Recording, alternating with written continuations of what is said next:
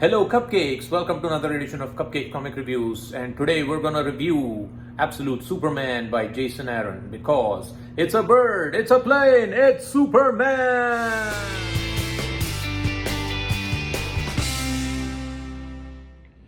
Alright you guys, welcome back to the channel, and today we're gonna review Absolute Superman by Jason Aaron. So Jason Aaron came back to DC in 2023, and he had worked on Marvel Comics before, where he did like some superstar things like his Thor run, which was amazing, and then followed by his Avengers run, which was okay, which is not too bad. And he did Squadron Supreme too after a while. But then he came back to DC, and I think the first few things he did at DC was one was Batman Off-World, which is an amazing title. It's about Batman going into space because he wants to learn how to fight alien beings. And the other book he did was this I Bizarro story in Action Comics, which was a 3-issue storyline for Action Comics, because after Philip Kennedy Johnson's Action Comics, DC was trying to, kind of retcon and reboot Action Comics because they didn't know what to do with it.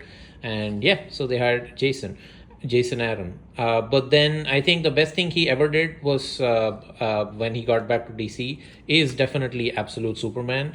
It's one of those absolute titles which not a lot of people talk about, because I think a lot of people they focus more on the Absolute Wonder Woman and Absolute Batman, which are in their own rights phenomenal. But then Absolute Superman, in my opinion, is one of my favorite Absolute titles. So as you can see, I have all the, there are 11 issues out of this till now. I have all of the issues, so, so starting from 1, 2, 3, 4 to 11. So yeah, some of these shoes are backed and bordered because I have the Jason Aaron signature and I don't want it getting spoiled. But in this video, basically what I'm going to do is take you through the story, take you through the art of issue 1, and just give you an idea of where the story is, what is it about, and why you should check it out, right? Okay, so this is issue 1. We'll look at that cover. So the art is done by Rafa Sandoval. It was supposed to be done by Rafael Albuquerque, but then who's a Brazilian artist. But what happened is there were floods in Brazil, and then he had to take, he could not do the art, and then they got Rafa Sandoval as a fill-in artist, right? And then he became like the main artist for this. So Rafa Sandoval, his art is amazing. They do have a fill-in artist called Gian Domenico, and his art is also pretty dope. So he fills in the issues where Sandoval is taking a break. But the main art is by Rafa Sandoval, and then he does this cover. This is the kind of art you can expect, and Jason Aaron does all the writing. So what can you expect from this? So first of all, I think from the art perspective, it pops, and it's a very human art. That means that all the characters, they look like regular humans. So some of the people had complaints with Absolute Wonder Woman and Absolute Batman, stating that the art styles were very weird for them. It's not something they were used to. But in Absolute Superman, that was never a problem. That was never an issue because everybody looks human, like regular humans. So again, this is an alternative timeline. This is an alternative universe. Years ago, 9 million light years from Earth in the planet Krypton, right? So you can read it without having any background on Superman, without having any background on DC Comics. You can just dive in and chew through this book. So basically what they said, what they're telling you here is that there is this planet of Krypton, and there is a class system to it, wherein you have the scientists. The scientists are like the ruling class, and you have the farmer clan, like they are the non-ruling clan. So either you're a scientist or you're tagged to one of those menial jobs, like a labor class job, and then you're of a low labor class. So Jason Aaron tackles 2 stories. One is the Superman story on Earth, and the other story is this classism which is going on within Krypton. And and this is, as you know, Superman's mom, Lara. And then she's an engineer, and she was supposed to be a scientist, but because she had like some alternative views on the science embassy, like because they did not opt for interstellar exploration. That's the reason why she was kind of cast out. cast out of the academy, and now she's like a farmer and an engineer. And yeah, she's basically doing like rainwater, fixing tractors and that kind of stuff. So and the thing is, the best part about this is like the Krypton climate is controlled by the scientists again. So they have these automated drones who basically like, bring in like water, and you have to pay a tax for it. That's when you get water, otherwise you don't.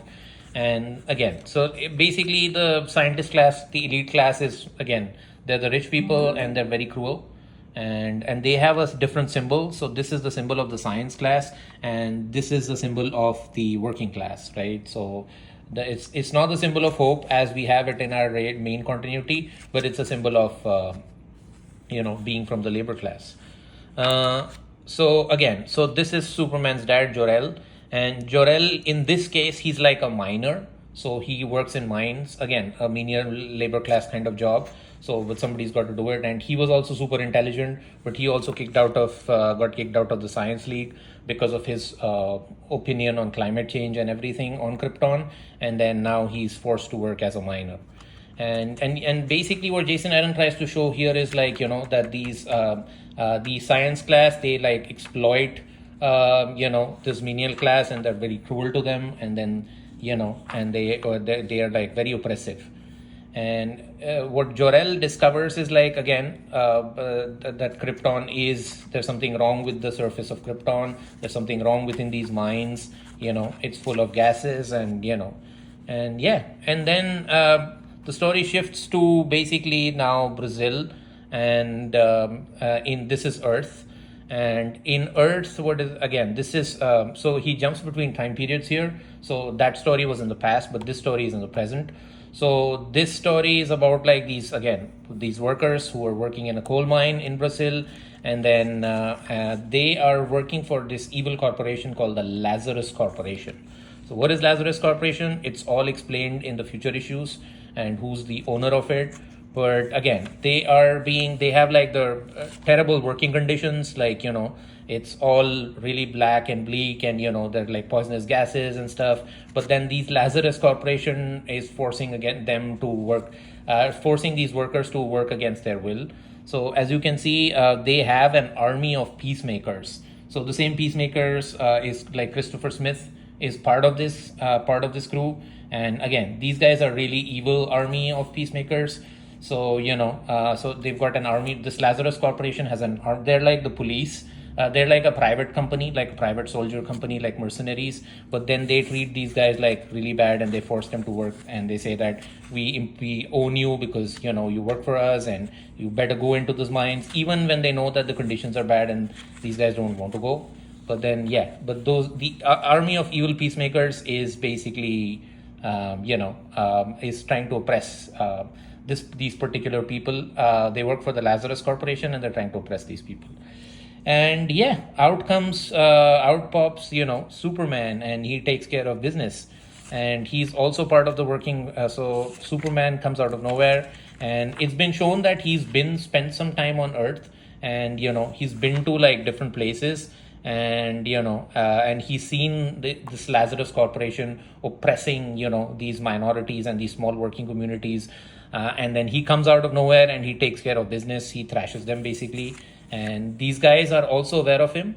What's different about this Superman is like, so he's got all his powers and abilities, but he also has this super suit. And then that suit, the cape, is basically like it's like a sentient AI, and that helps like Superman fly, and it gives him counsel about how he should behave. So there's a lot of monologue which is in these red bubbles from the cape narrating stuff. And then Superman saves the day, but turns out that one of the agents that's working for the Lazarus Corporation is Lois Lane. And Lois Lane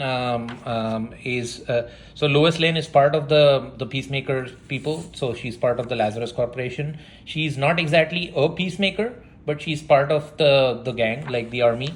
And then what she does is she confronts Superman, and obviously she threatens him, and she basically handcuffs herself to him. So then Superman she tries to subdue him. but the idea is like she tries to escape. He tries to escape with her, and then that creates like a challenge.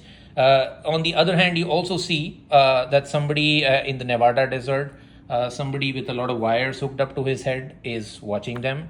And yeah, if you know Superman lore, then you know who that person is. And with a lot of wires up to his head, and these three, purple sorcerers, and what they mean. If you know, then you know. We also go back to like the Kent farm, which is all ruined and busted, and it's the property of the Lazarus Corp. So, what is this Lazarus Corp? Who is Lazarus Corp?